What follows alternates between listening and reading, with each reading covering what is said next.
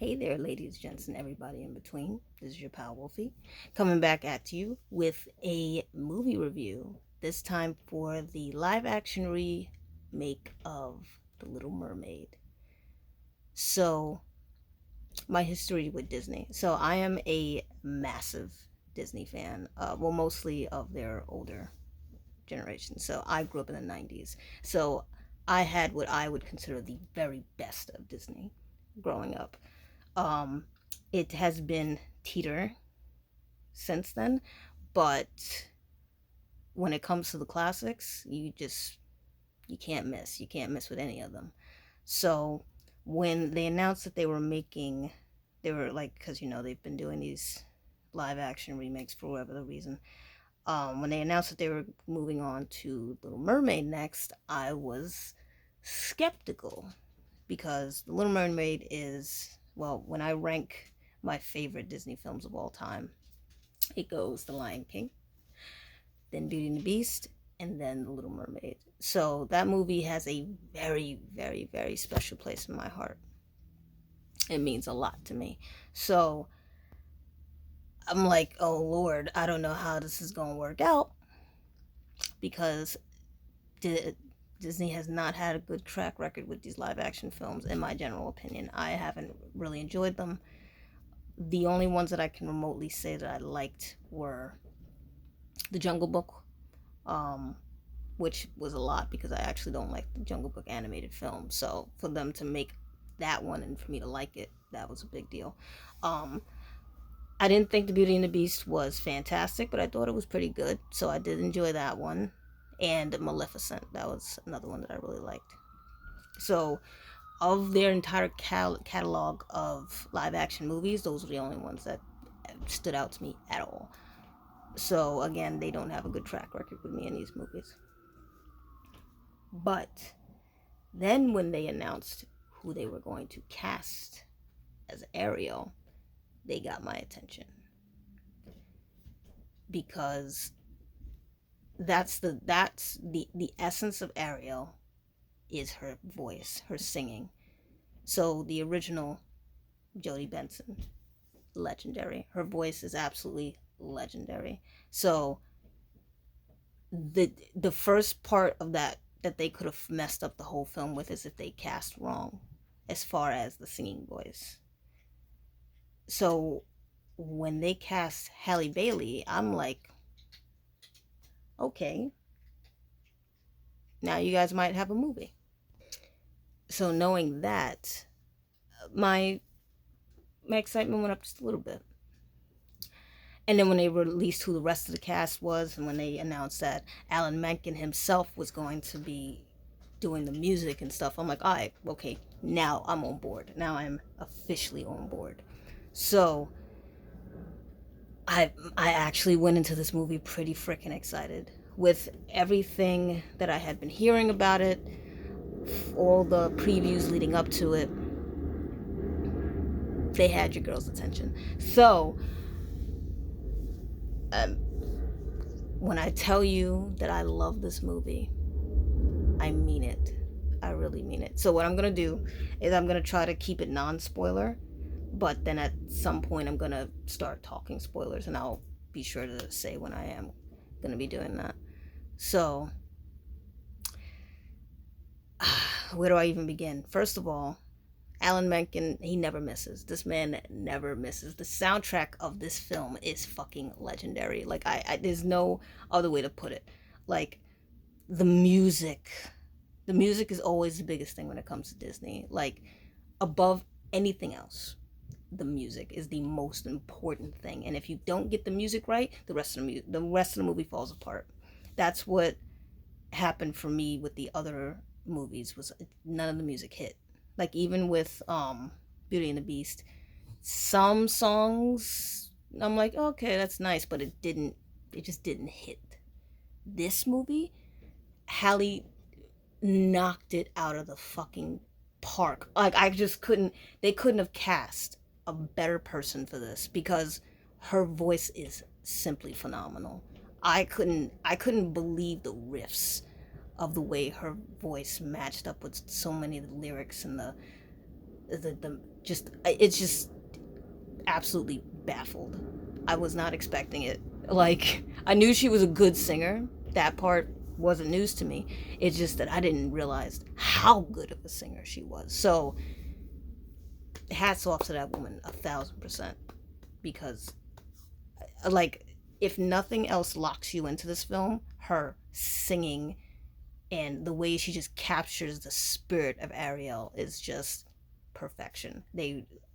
She brought an innocence to the character for like that. It's in the animation, of course, but she brought it up another level.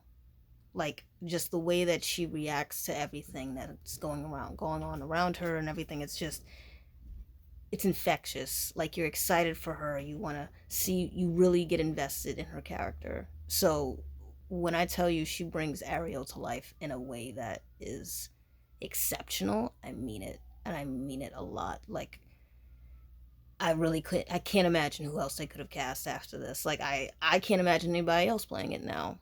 Aside from Jodie and her perfect voice acting and her perfect singing for that in the original, live action wise, I can't imagine anybody else playing this part. I really can't. She nailed it. 1,000% nailed it. I also really like the guy that they cast for Eric. I can't remember his name. I loved Javier as Triton. He was great. He was another fantastic casting. Shockingly enough, I actually ended up really liking the way they did Sebastian. So Sebastian was going to be the thing I know that a lot of people are probably going to be divisive about, because I mean, you can't replace the original. You really can't. So the fact that, the CGI in these films are always kind of shoddy. They're never perfect. So it's hard to get invested in a CGI character the way that you can get invested with a actual, like, hand drawn animated character. Like, I'm not a huge fan of Pixar because I miss the actual hand drawn type of, like, animation that I had growing up. So the CGI stuff never really hits for me. Now, when when you first meet when you first meet Sebastian, oh yeah, you feel the oh god. Like, I'm like, it's like, this is not the Sebastian I know. But as the movie goes on, and they actually get, I think they give him, like, probably a bigger part in this than they did in the original. So, like, as you get to know him more, as you get to listen to the way this guy speaks and acts for the character, you actually, he becomes very endearing by the end. Like, I actually really loved Sebastian by the end of it. And that was a thing I didn't think was gonna happen. I didn't think it was gonna sell me. But it did. Like I said, it's rough start. But in the end, absolutely loved his character too. Melissa McCartney did a fantastic job as Ursula. Nobody will ever replace Pat. Pat Carroll was just, she was Ursula. But Melissa did a very good job.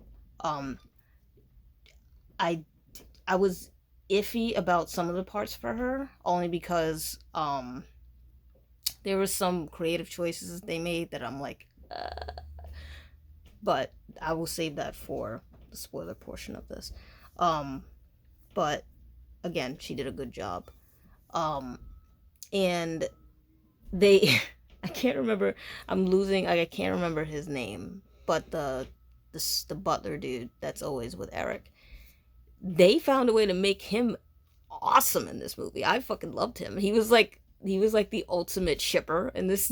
Like like if you think of it, like, he was the ultimate wingman throughout the whole movie. Like, I loved him through this.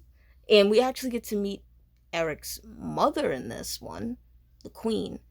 She was awesome. She did a really good job. The funny thing is, she gave me a lot of Whoopi Goldberg vibes, like how Whoopi Goldberg was in the Cinderella live action Brandy movie back in the day. She gave me a lot of that vibe, which is a huge compliment. So I was digging that too. I was digging it.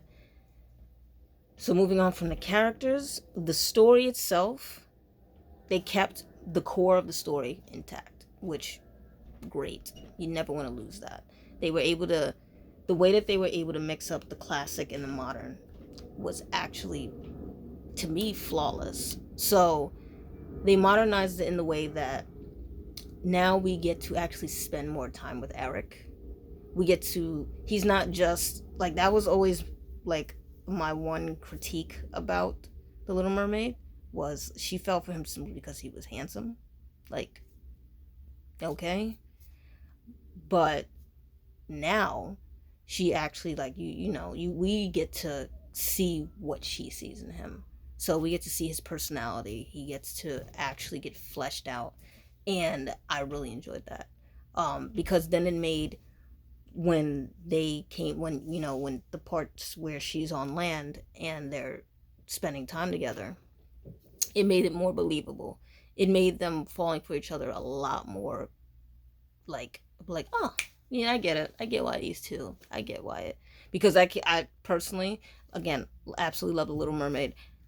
Never felt the chemistry with Eric and Ariel, never did. Even as a kid, I never did. I thought that shit was just too damn fast for us to ever really catch on to that relationship. But this one, like, they gave this movie an extra, a much longer runtime. I can't remember the minutes off the top of my head, but I think it's around, I think it's maybe an hour, maybe 45 minutes, in that bracket. But they gave a lot of more extra time to this movie to actually flesh out their relationship, and they did it a marvelous way, because their relationship is, like, aside from the music, is the core of the film. So you have, you got these two people who are supposed to be forbidden from being together falling in love, and you can feel it, like, the chemistry between the two actors was off the charts. I really fucking, I was in it. I was in that relationship with them. Like, I was like, I was giggling like a little schoolgirl watching them. It was so cute. They were really cute to watch. They were really enjoyable to watch together. And the fact that they extended the time for her being on land, you get to see her actually do more things on land, and it was adorable. It's all of it is really cute. I really enjoyed it. Now, I don't know how to speak more without speaking spoilers, so at this point I'm going to start speaking spoilers. What I will do is say that my score for this film is a 9 out of 10, and that's, I'm not kidding. I give this movie a 9 out of fucking 10. I really, really, really, really enjoyed it. So if you wanted to hear up to, like, my actual score of it, that's my score. I love this movie. I'm planning to go see it again. And I'm going to go see it again in Dolby next time. This time I watched it in IMAX. Next time we're going to do Dolby, and that's my preferred theater anyway. But yes. So if you don't want to hear any spoilers, this is the time to jump off. I'm going to give it like a minute, and then I'm going to jump back in. So, oh, there's my cat. So you ready? Okay.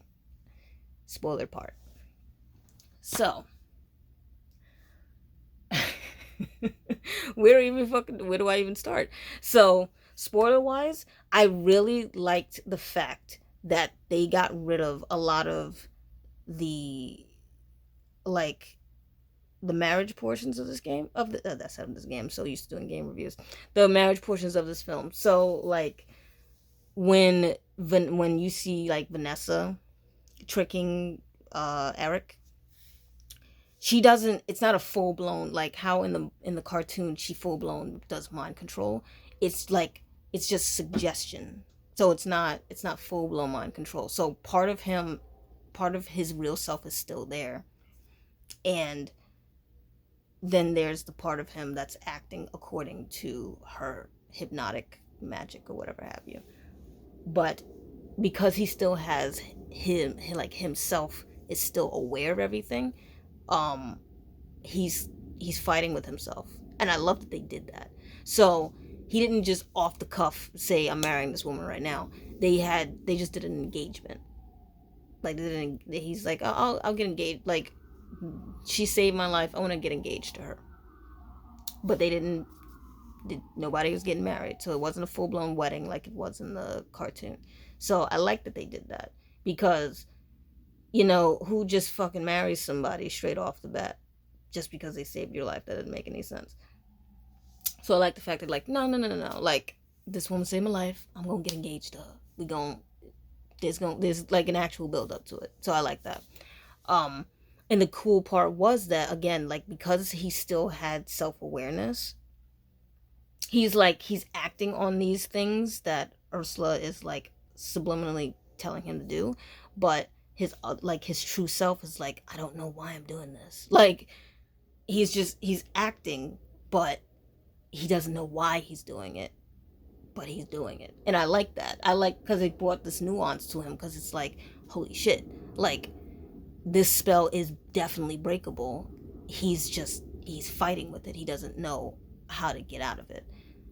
And I love the fact that, like, the butler dude, I feel bad that I don't remember his fucking name. It's been so long.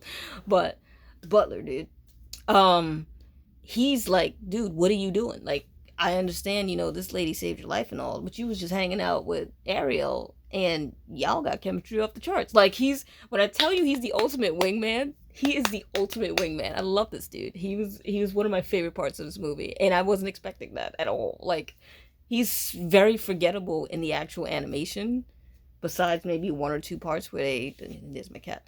Besides one or two parts where they do a joke on his expense. But, like, in this one, homeboy is in it, and I fucking love it. I was not expecting it.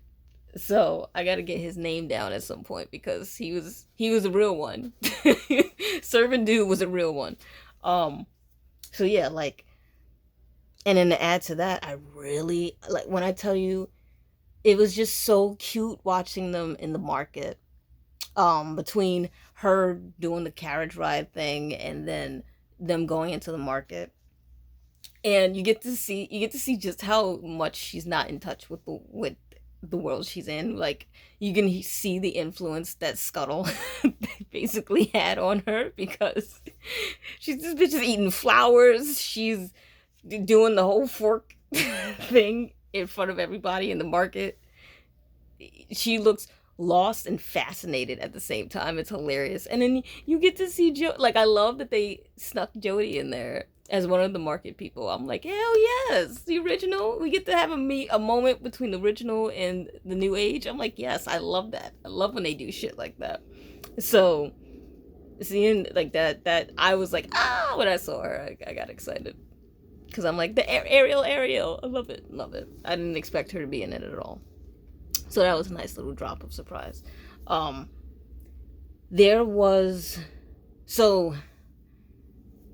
There's the music. While I do really love the music, I have issues with the music. The music is the reason why I don't give this a full-blown 10.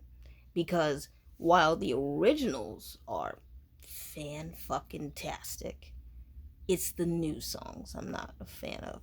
So I know that Lin-Manuel is the one that was working with Alan to do the music for this, like the new music, and it really shows. I'm probably gonna sound blasphemous for this, but I don't like Lin-Manuel's music. I really don't. None of his music has ever done anything for me. Like, I thought Encanto was good, but not because of the music. I actually didn't like any of the music. All of it was forgettable for me. But except for like maybe one song, and only because the song was funny and I see it memed all over the place. But that's it. We don't talk about Bruno. I think that's what it is.